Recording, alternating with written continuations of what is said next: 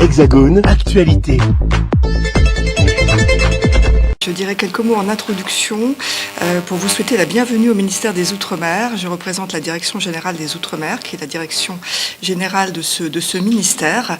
Je tiens tout d'abord à excuser Monsieur le ministre Sébastien Lecornu, ministre des Outre-mer, et Madame Marlène Schiappa, qui est ministre en charge de la citoyenneté, qui tenait beaucoup à être présent parmi nous aujourd'hui, comme vous le savez, et qui ont eu une contrainte d'agenda. Donc je dirais tout d'abord quelques mots pour vous rappeler l'action du gouvernement. Comme vous le savez, c'est un combat assez fort du gouvernement, c'est aussi un combat d'hommes et de femmes qui le composent. Et le premier axe de ce combat est celui de la prévention, qui est un combat que nous menons bien sûr avec l'ensemble des associations compétentes. Et la prévention ne vaut que si on répète incessamment ces chiffres, des chiffres douloureux des femmes, de leur lutte et surtout de l'ensemble des violences qui leur sont faites. Parce que le premier élément, c'est de mettre des mots sur ces violences, et ce qui précède les mots, ce sont aussi les chiffres. Et nous tenons sans cesse à répéter ces chiffres, les chiffres douloureux de ces violences. Comme vous le savez peut-être, en France, 5 femmes pour 1000 habitants sont victimes de violences conjugales. Outre-mer, ce sont 7 femmes pour 1000 habitantes qui sont victimes de violences. 5 départements sont particulièrement concernés par les violences conjugales enregistrées envers les femmes. Il y a 2 départements métropolitains, la Seine-Saint-Denis et le Nord, et viennent ensuite des départements d'outre-mer, la Guyane, la Guadeloupe, la Réunion, avec pour la Guyane 10 violences pour 1000 femmes, et en Guadeloupe à la Réunion un petit peu plus de 7 violences pour 1000 femmes. Malheureusement en 2021 ces chiffres se sont aggravés, et bien entendu il nous appartient de prendre collectivement des mesures pour lutter contre cette situation. Tout d'abord, nous pouvons remarquer que ces violences ont lieu dans des départements où les taux de pauvreté sont importants. Bien entendu, rien ne peut excuser ces violences, mais il nous faut prendre en compte ces considérations. Et le premier axe de cette prévention est donc d'apporter aussi les armes pour ces femmes, pour lutter plus efficacement contre ces violences. Et une femme avec un emploi est toujours une femme plus forte. C'est pourquoi différentes actions ont été initiées par ce ministère pour ne pas les exclure de l'emploi. Le SMA, par exemple, le service militaire adapté, accueille maintenant des femmes avec enfants dans ses effectifs. Les missions locales accueillent également des femmes qui ont des enfants, des femmes seules avec enfants. Et il en est de même pour l'ADOM, l'Agence nationale pour la mobilité d'outre-mer, qui a permis, à travers une expérimentation, à des femmes qui ont un enfant, des femmes isolées, de venir en France se former. Au-delà de ces actions préventives, comme vous le savez, les efforts du gouvernement se portent à la fois sur des actions de prévention et de traitement de ces violences, car il est parfois difficile de séparer l'un de l'autre. L'action du gouvernement s'est tout d'abord matérialisée à travers le Grenelle des violences conjugales. Et vous le savez sans doute, la ministre, Madame Schiappa, avait organisé en 2019 un événement important, le Grenelle des violences conjugales, en délocalisant cet événement à La Réunion. Il y a eu à cette occasion, à l'occasion de l'ensemble de ces Grenelles, plus de 4550 participants et plus de 182 événements sur l'ensemble de la France. Ces Grenelles a été l'occasion de mettre en place de nombreuses actions de prévention et de traitement, mais je citerai tout particulièrement celles qui ont été renforcées tout récemment par le président de la République. Un fichier notamment de prévention des violences faites aux femmes sera créé. C'était une annonce toute récente du président de la République.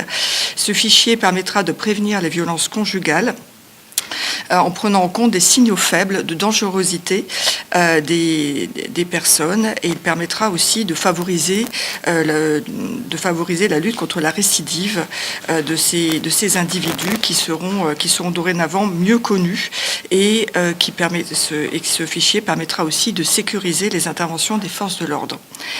Forces de l'ordre également, comme vous le savez peut-être, il a été annoncé un doublement des enquêteurs dédiés.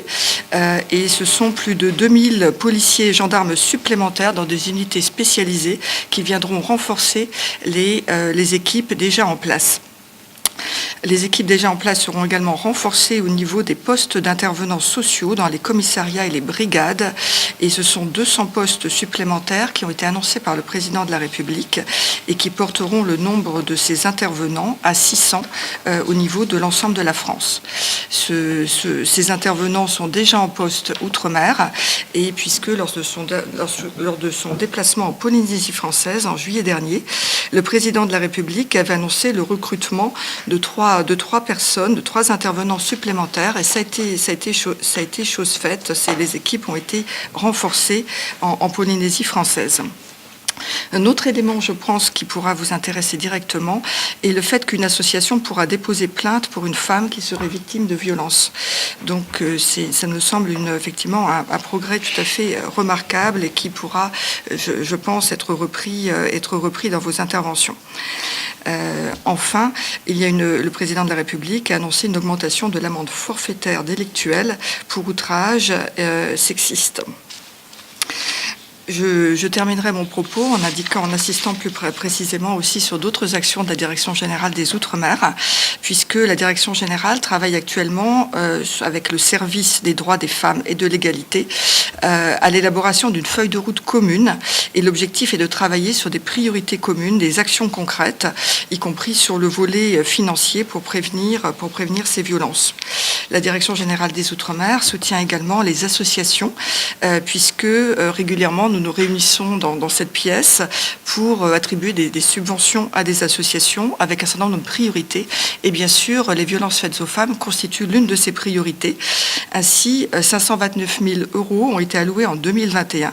C'est beaucoup plus que les montants de 2020 et de 2019. Et au-delà de ces subventions, un appel à projet a été mis en place l'année passée pour soutenir toute une série d'initiatives en faveur de cette lutte contre les violences. Donc j'ai déjà peut-être été trop longue. Je souhaitais vraiment rappeler ces différents efforts du gouvernement, de notre direction générale, parce que ce combat n'est pas seulement celui du gouvernement, mais c'est aussi celui d'une équipe. Je pense que toutes ces actions ont pu être initiées grâce au constat des associations de terrain, et elles vous sont également dédiées. J'espère qu'elles pourront permettre de renforcer votre action, et je vous donne tout de suite la parole pour la suite de cette présentation. Merci beaucoup. Mots et mots de femmes est une exposition qui s'adresse d'abord aux femmes victimes de violences. Elle s'inscrit dans la reconnaissance de leurs mots, MAUX, mais aussi de leurs mots, MOTS. Mais l'objectif de l'exposition est d'aller plus loin. C'est pourquoi elle est aussi destinée aux mères, aux pères, aux sœurs, aux frères, aux amis, aux collègues, aux connaissances, aux passants, à celles et ceux qui sont témoins, mais aussi à celles et ceux qui ont simplement des doutes. Il s'agit de leur expliquer l'emprise et les cycles de la violence, pour qu'à leur tour, ils l'expliquent à d'autres. Car pour agir, il faut avant tout sortir des clichés dévastateurs, à commencer par le fameux « finalement, si elle reste, c'est que ce n'est pas si grave, ça doit aller, sinon elle serait partie ». Après une première présentation le 25 novembre 2021 dans les tribunaux judiciaires de 8 villes, Avignon, Bourges, Brest, Limoges, Lyon, Marseille, Reims et Toulouse, le projet Mots et mots de femmes continue toute l'année 2022 avec une exposition itinérante et une exposition pédagogique, toujours dans un seul objectif, sensibiliser autrement sur les violences faites aux femmes. L'exposition itinérante, en collaboration avec la Fédération France Victimes, est composée de 24 photographies qui permettent d'aborder les thématiques de l'emprise et du cycle de la violence. Elle présente également des outils et des dispositifs en faveur des victimes, des témoins, des proches, mais aussi des auteurs de violences. De la même manière, elle rappelle les numéros nécessaires à connaître pour les victimes, mais encore une fois pour les auteurs également avec la FNACAV. Parmi les outils présentés, on retrouve ainsi le violentomètre. Il y a également la plateforme Mémo de vie, l'application de bienveillance, de protection, d'entraide et de partage communautaire The Sorority, ou des dispositifs d'alerte comme le bouton Mon Shérif, ou des dispositifs de soutien aux victimes comme celui mis en place par AJPI et l'association Femmes Avec. En parallèle, l'exposition pédagogique, dont le contenu téléchargeable a été développé en collaboration avec l'association Les Maltraitances Moi J'en Parle, est à destination des élèves du primaire au lycée pour sensibiliser dès l'enfance sur les violences conjugales et intrafamiliales et le phénomène de l'emprise. Certaines approches photographiques interpelleront lors de la présentation de l'exposition, mais il est temps de ne plus avoir peur de gêner. Les violences physiques, psychologiques, administratives et sexuelles doivent enfin déranger suffisamment pour permettre des prises de conscience, des actions et des protections. Si l'exposition peut parfois sembler heurtante et provocante, nous voulons oser une démarche artistique pour, encore une fois, dénoncer autrement. Notre but n'est pas seulement de choquer ou de provoquer, mais de mettre à la portée du grand public cette notion de cycle de la violence qui explique bien souvent la difficulté des victimes à quitter leur agresseur. Comprendre et rappeler qu'au départ de chacune de ces situations, il y a une histoire d'amour peut permettre à un collègue, un ami, un frère, une sœur, des parents, voire à des professionnels, de saisir pourquoi il est parfois si difficile de partir. La pression sociale, la culpabilité, l'absence de solutions de repli ou de moyens financiers sont aussi des entraves au départ. Notre ambition est de lancer des réflexions, d'ouvrir des dialogues, de créer des ponts.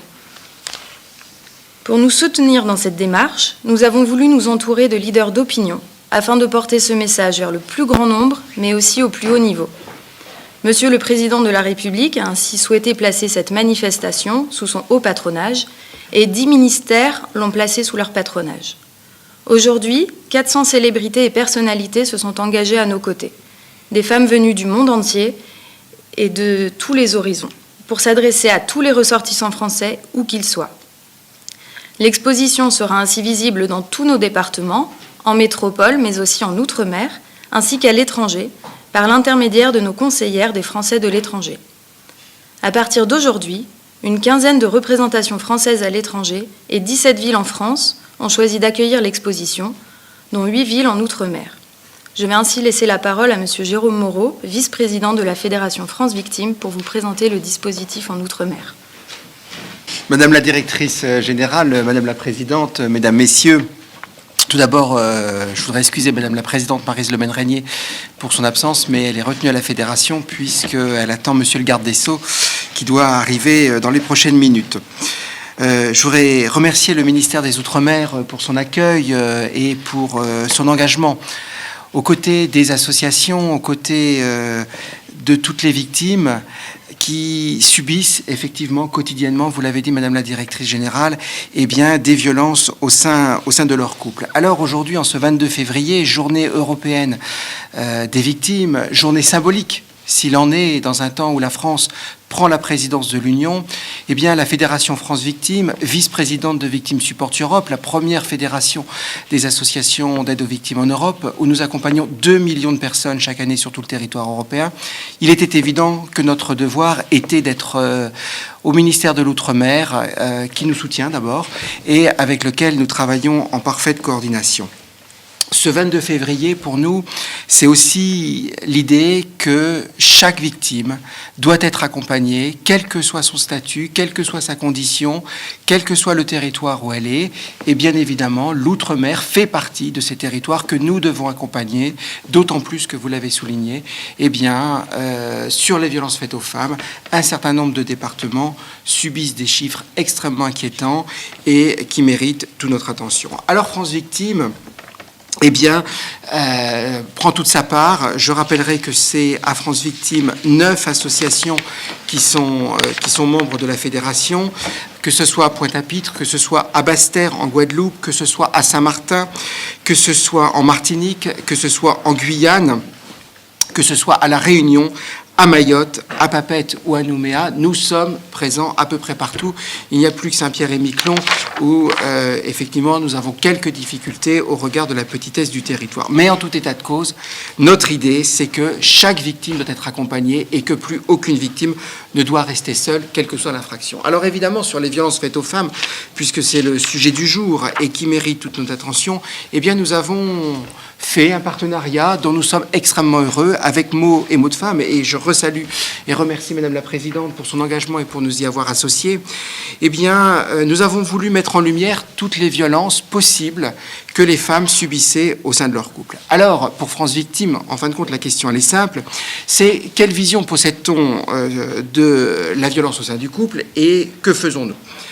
Nous sommes particulièrement expérimentés, 89 000 femmes accompagnées l'an passé sur toute la France, 30% d'augmentation sur ces délits. C'est pour dire que nous sommes rompus à cette question des infractions. Nous portons les 2 tiers des téléphones grave danger. Nous portons 90% des bracelets anti-rapprochement en lien avec les parquets. Et donc, si nous nous sommes engagés sur cette voie, c'est parce que nous y croyons et parce que nous pensons qu'il y a les mécanismes et les moyens aujourd'hui de sauver des femmes victimes de violences conjugales. Et c'est tout notre ambition aujourd'hui que de sortir les femmes de la délinquance, bien évidemment par des mécanismes de prévention, mais également par des mécanismes d'action forte sur le terrain pour faire en sorte que les femmes ne subissent plus de violences et puissent être enfin orientées vers une vie un peu plus normale. Alors, c'est une vision égalitaire des droits et j'ai envie de dire qu'aujourd'hui, un nouveau travail commence avec les 9 associations qui vont accueillir sur tous les territoires d'outre-mer cette exposition. Et je voudrais simplement redire 2-3 choses pour ne pas être trop long. C'est que de toute manière, nous devons dépasser ces visions culturelles, interculturelles françaises et rappeler quels sont les principes de la République. Le principe de la République, c'est que la femme est l'égale de l'homme et c'est qu'aucune personne ne doit subir une infraction, à commencer parce qu'elle est une femme. Alors, France Victimes a 9 têtes de pont et donc nous voulons faire quelques propositions aujourd'hui. Tout d'abord, il faut renforcer la légitimité des associations sur le territoire et faire en sorte qu'elles soient mieux soutenues et mieux accompagnées par l'ensemble des ministères, alors évidemment par l'Outre-mer avec qui nous avons un fort partenariat, mais notamment le ministère de la Santé, parce que la question des violences faites aux femmes est une question interministérielle et bien évidemment, les femmes qui subissent des violences ont un impact très fort et très grave sur leur santé. Et le ministère de la Protection de l'Enfance, puisque les enfants qui sont exposés à ces violences conjugales, qui sont des victimes, il faut le rappeler avec force, ce sont des victimes, au même titre que ces femmes qui subissent des violences, eh bien, doivent être tout autant accompagnées. Et je dois saluer, bien évidemment, les dernières circulaires du garde des Sceaux, qui fait que désormais, ces enfants peuvent se constituer partie civile et être de véritables acteurs partie civile au procès. La deuxième chose, c'est une proposition que je fais à Madame la directrice, j'en ai parlé aux différents membres, et c'est un projet que nous avons depuis quelque temps, ça serait de faire les assises de l'aide aux victimes de l'outre-mer dans ce ministère. Je pense qu'il est temps de mettre l'accent sur ces problématiques spécifiques que subissent ces territoires ultramarins, que, évidemment, nous adossons à la fédération parce que nous considérons que l'outre-mer mérite ce traitement égalitaire, mais il y a des problèmes spécifiques et nous devrions pouvoir organiser conjointement dans les prochains mois, et c'est vraiment une proposition que je fais, et nous vous appuierons, nous serons même la tête de pont et l'aiguille s'il le faut, mais en tout cas, j'aimerais que nous puissions faire cela. Les associations l'attendent. Je crois que les victimes qui subissent des violences très spécifiques mérite cet enjeu et c'est vraiment une proposition que je vous fais pour que conjointement nous puissions avoir à un moment donné, dans quelques mois, eh bien, ces assises nationales des victimes d'outre-mer, parce que c'est un projet que nous avions eu. Alors avec le Covid, évidemment, les choses n'ont pas pu se faire et nous le comprenons tous aisément, mais je crois qu'il faut reprendre cette idée. Et puis, bien évidemment, faire que le 116 006, qui est le numéro européen d'aide aux victimes, eh bien, puisse être étendu à l'ensemble des territoires de l'outre-mer, puisqu'aujourd'hui, on sait toutes les difficultés qu'il y a. Et j'en profite pour dire que nous militons très fortement pour que le 116 006 soit un numéro qui soit 24 heures sur 24 ouvert, 7 jours sur 7, parce qu'on sait que les horaires de la métropole ne sont pas les territoires ultramarins.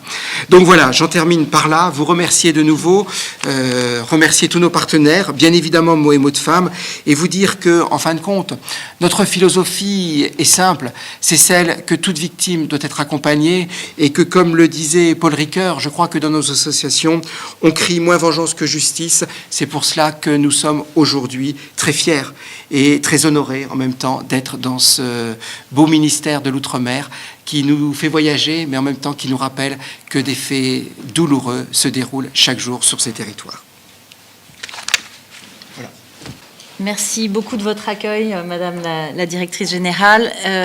Je vais vous présenter un des outils qui est proposé dans cette expographie mots et mots de femmes, puisque, bien évidemment, il faut des outils. Hélène en a parlé tout à l'heure. Il y a des numéros de téléphone, il y a des applications d'entraide, il y a des boutons d'alerte, mais il y a aussi une plateforme numérique que nous avons développée maintenant il y a 16 mois, qui est depuis 16 mois en fonction et qui a accueilli déjà plus de 26 000 visiteurs et 2600 comptes de personnes victimes qui ont sauvegardé plus de 15 000 fichiers dans un espace de stockage extrêmement sécurisé. Si tu peux... Merci. Donc la plateforme Mes mots de vie est là pour aider et accompagner les personnes victimes de violences répétées. Donc on parle évidemment des victimes de violences conjugales. Elles sont souvent des personnes qui n'ont pas finalement pris conscience des violences qu'elles pouvaient subir. C'est une forme de normalité, de banalisation, alors qu'il faut pouvoir noter tout ce qui se passe à un moment ou à un autre de sa vie, et on va pouvoir inscrire dans Mes mots de vie un journal. On va raconter ce qui se passe, des faits positifs, des faits négatifs. On va pouvoir indiquer également son sentiment de sécurité ou d'insécurité. Et tout ça va s'intégrer dans un journal et dans un calendrier des humeurs pour pouvoir prendre conscience qu'à un moment donné, ce qui est vécu par la femme victime de violences, finalement, ce sont des violences, ce n'est pas normal. Ce sont des stigmatisations, ce sont des humiliations, ce sont aussi des violences psychologiques ou des violences physiques. Ça va permettre donc d'arriver... C'est également un outil pour les proches, puisqu'on sait très bien que les victimes ont du mal à prendre conscience de ces faits. Donc les proches, comme on le disait, exactement de la même manière que l'exposition Mots et mots de femmes est faite pour les personnes victimes, mais aussi pour les proches, les témoins souvent impuissants, Mes mots de vie va également permettre aux proches d'intégrer des faits pour les victimes de violences, même n'ont pas cette capacité de le faire pour elles-mêmes. Si on peut voir 4 fonctionnalités majeures, je vous ai parlé du journal. Donc ce journal pour décrire et garder des souvenirs, puisqu'on sait pertinemment que les victimes, et souvent les victimes de violences conjugales qui peuvent avoir des chocs psychotraumatiques, ont des pertes de mémoire, ne se souviennent pas précisément, et ces souvenirs sont extrêmement importants quand elles vont faire une démarche justement de sortie des violences auprès d'une association France Victimes ou d'une autre structure, auprès d'un avocat, auprès des policiers et des gendarmes. Donc ce journal va être extrêmement important. Également, dans ce journal, on va pouvoir illustrer les faits par des photos, des vidéos, des audios, de témoignages également. Ces audios sont extrêmement importants parce que toutes les femmes victimes ne sont pas toujours, n'ont pas une maîtrise de l'écriture parfaite, et elles vont pouvoir dire tout simplement en audio ce qu'elles vivent, et elles vont pouvoir attacher ce fichier audio à leur journal. L'ensemble de ces documents seront sécurisés dans un espace de stockage avec également leurs documents officiels, puisque Mes mots de vie est agréé pour héberger des données officielles et des données de santé. Donc on va pouvoir y mettre un certificat médical, ces papiers d'identité, pour préparer aussi cette sortie, le départ du domicile, la sortie des violences. Ça, ce sont journal et espace sécurisé, 2 fonctionnalités quand on se crée un compte. Mais on a souhaité évidemment permettre à toute la population, à toutes les personnes qui cherchent des informations, de pouvoir accéder sans compte, en tapant juste memo-2-vie.org, de pouvoir avoir des informations dans une bibliothèque, un article, des articles très simples, des outils comme le violentomètre qui sont mis en exergue dans Mots et mots de femmes, et aussi des quiz, des témoignages pour permettre aux personnes victimes de violences de s'identifier et de pouvoir trouver de l'aide.